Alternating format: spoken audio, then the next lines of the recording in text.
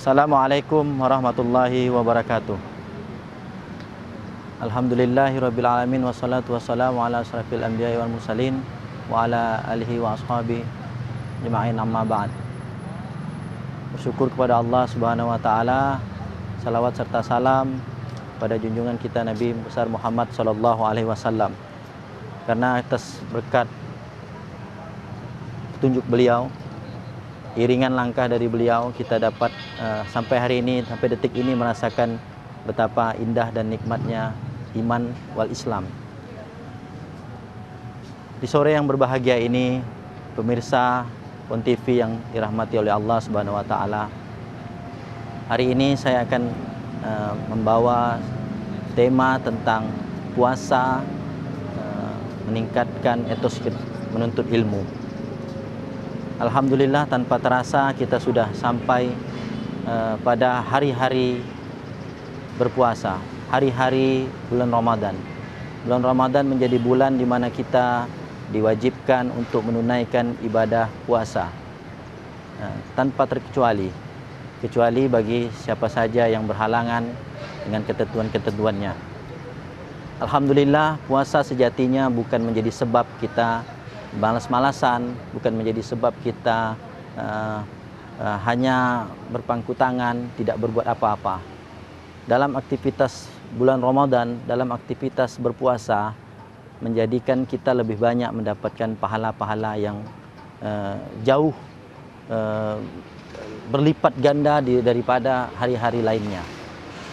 Nah, terkhusus apabila aktivitas puasa itu kita isi dengan aktivitas-aktivitas yang bermanfaat, misalnya menuntut ilmu. Nah, menuntut ilmu menyebabkan orang menjadi semakin bertambah pengetahuannya, semakin mulia ya di sisi manusia, bahkan di sisi Allah Subhanahu wa taala. Nah, menuntut ilmu menjadi suatu kewajiban agar manusia, agar hamba-hamba Allah, agar kita sebagai umat Islam tidak menjadi orang yang tanpa berpengetahuan dan mudah dijerumuskan ke jalan-jalan yang tidak benar. Nah, namun harus diperhatikan bahwasanya dalam menuntut ilmu ada beberapa hal yang harus penting untuk selalu kita jaga. Nah, menuntut ilmu harus senantiasa kita libatkan dua perkara di dalamnya, yaitu menuntut ilmu dilarang untuk bersifat tergesa-gesa. Menuntut ilmu tidak boleh tergesa-gesa. Nah, tergesa-gesa yang dimaksud dalam hal ini adalah misalnya ketika seseorang menuntut ilmu, selesai dia pada satu masjid, selesai dia dalam satu majelis, kemudian dia merasa ingin tergesa-gesa cepat memahami, cepat menguasai. Nah, atau tergesa-gesa dalam ingin banyak mendapatkan ilmu. Akhirnya belum tuntas satu guru, belum tuntas satu masjid, dia pindah, dia dengar ada masjid lain mengadakan majelis taklim atau pengajian, dia masuk lagi ke masjid yang lain. Hingga akhirnya ilmu itu tidak maksimal dia peroleh. Nah, menuntut ilmu yang dilarang dalam aktivitas menuntut ilmu juga adalah ada rasa bosan. Menuntut ilmu itu dilarang untuk punya rasa bosan.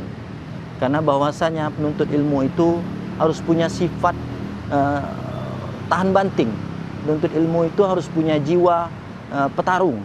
Dia harus senantiasa bisa memanajemen hati, memanajemen perasaan, memanajemen kekuatannya untuk selalu tetap bisa bangkit dari setiap kesulitan dalam hal menuntut ilmu. Nah, kedua hal itu dapat kita atasi apabila ada sifat sabar di dalamnya. Nah, lantas apa hubungan menuntut ilmu dan berpuasa? Keduanya harus dilatar belakangi, harus didasari pada sifat sabar.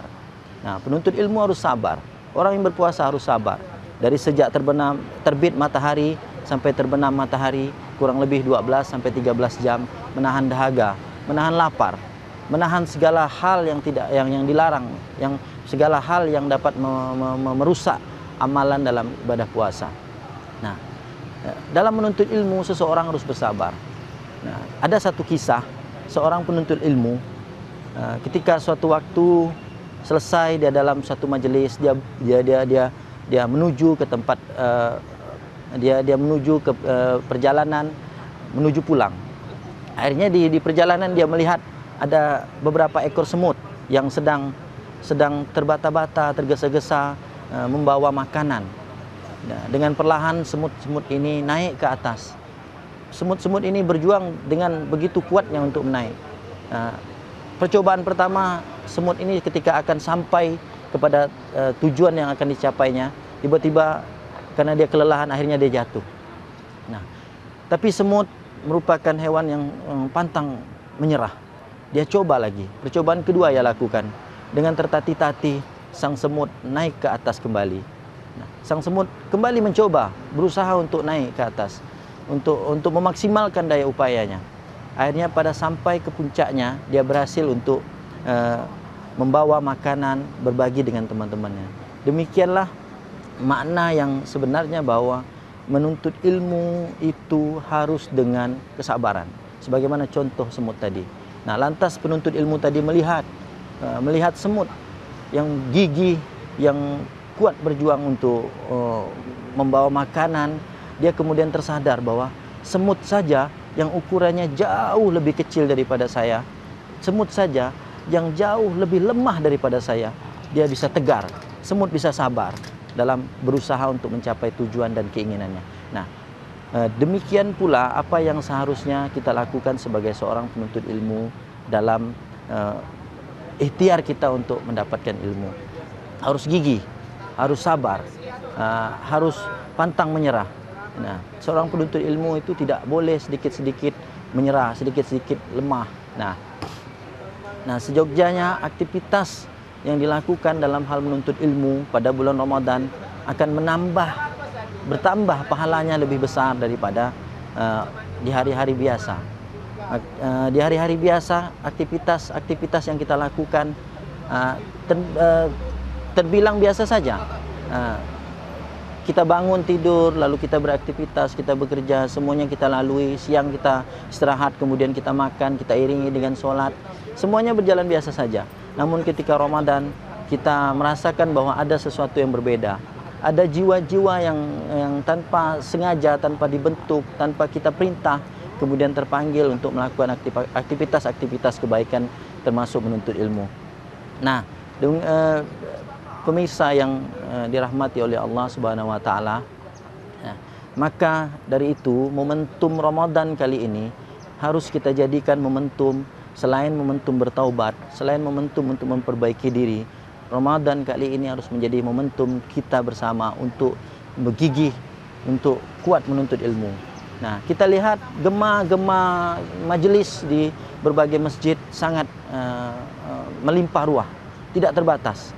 Nah, ada masjid yang menyiapkan tausiah, kemudian sambil menanti buka puasa bersama.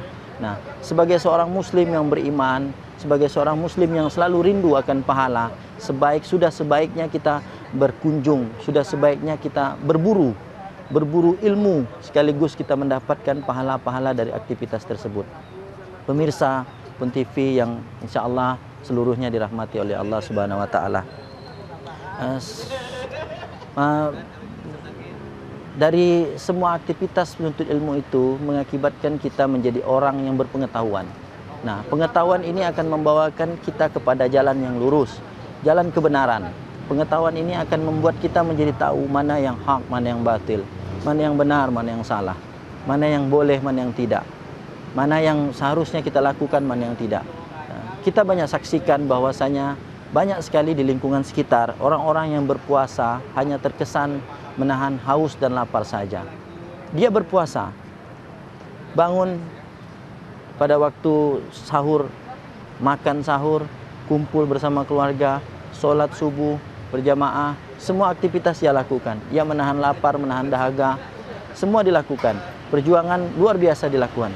Tapi di sela-sela semua itu, karena ketidaktahuan, karena minimnya pengetahuan, karena malasnya menuntut ilmu, sehingga banyak sekali di antara kita yang tanpa sadar terpleset, tanpa ia sadari terpleset dengan aktivitas-aktivitas yang bukan saja dapat mengurangi pahala-pahala puasa, bukan saja dapat mengurangi nilai-nilai puasanya pada hari tersebut, tapi bahkan dapat membatalkan puasanya.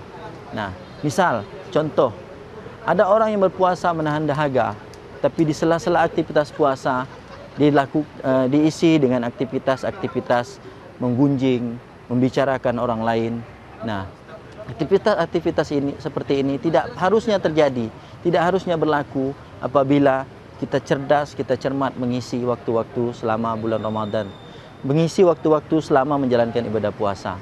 Kita lakukan aktivitas-aktivitas, hadir ke majelis-majelis taklim, kita berdiskusi dengan teman-teman sejawat, kita berbincang-bincang tentang hukum, kita berbicara tentang ketentuan-ketentuan, kita berbicara tentang amalan-amalan yang harus dilakukan. Ya, karena pada sesungguhnya banyak sekali aktivitas-aktivitas kebaikan yang bisa kita lakukan selama Ramadan.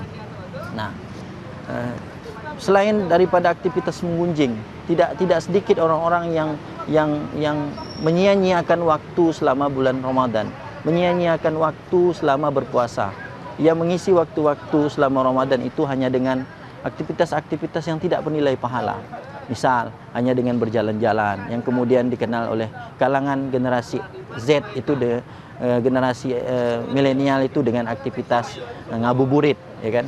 Sore berjalan-jalan. Padahal di waktu-waktu sore, petang itu waktu yang terbaik yang dapat kita lakukan untuk mentadaburi Al-Quran, misalnya belajar, kita baca, kita buka Al-Quran setelah sholat. Sholat asar kita lakukan berjamaah. Setelah sholat asar kita buka Al-Quran. Buka Al-Quran kemudian kita tadaburi terjemahannya. Nah, tadaburi terjemahannya. Kita hayati betul-betul. Kita coba untuk terapkan dalam kehidupan sehari-hari.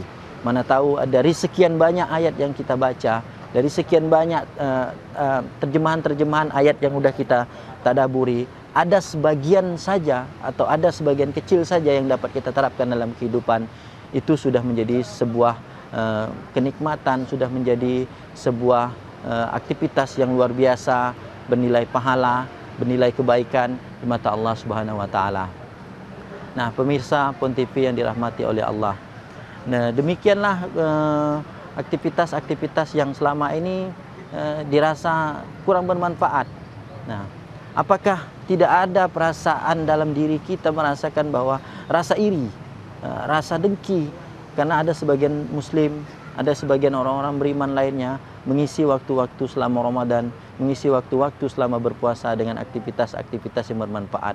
Ia hadir ke majelis taklim, ia tuntun anak keturunannya, ia tuntun istri-istri, ia tuntun istrinya, ia bawa keluarganya bersama-sama untuk hadir di majelis-majelis.